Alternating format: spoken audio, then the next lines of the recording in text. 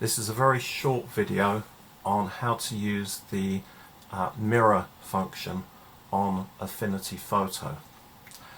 I use Affinity at home. At school I would have used Photoshop. Many schools argue that you have to have Photoshop because that's industry standard. That's actually nonsense. The client does not care what you use to edit your photographs. One great selling point for Affinity is at the moment it's at 50% off. So the normal price of £50 has been reduced to £25.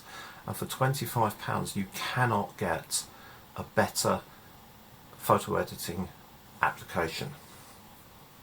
So I'm going to open up a file.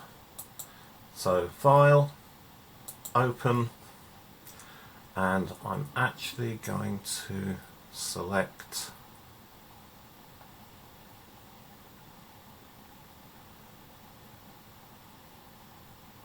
there it is. I'm going to select this image. I've actually processed it before to an extent, so I'm not going to muck around too much with basic editing. What I'm going to do is resize the image.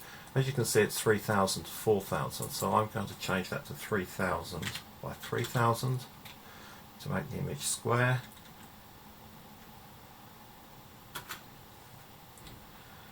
And then I'm going to move this down because I quite like the idea of this central area being right in the centre.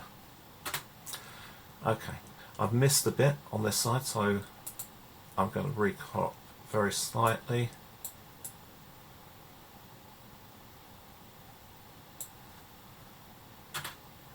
Okay, right, so the file path is Filters, Distort, Mirror.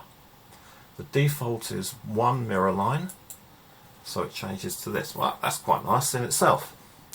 I'm actually going to change this to 3 mirror lines, and I'm left with this image here. Now on the control panel here I've got input and output adjustments.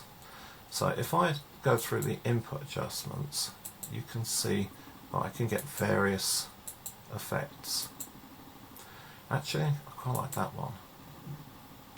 So I'm going to work with this. The output will spin this round until I find something that I think is aesthetically pleasing. Now I particularly like that one because the weight of the stained glass is at the bottom of the image. So I'm going to apply that, and then I'm going to crop it slightly again, so make sure it's got the original ratio, which is now 1:1, and I'm going to centre that a bit more. So my third line is on this point here, and the slight weight of the image is below it. So I select, and that's it. That's all I'm going to do. So as it's Affinity, it's export. I'm going to export it to the original thing, which so I can find it. I'm going to keep the original file number, and I'm going to put a couple of underscores at the front so it will go back to the beginning of file.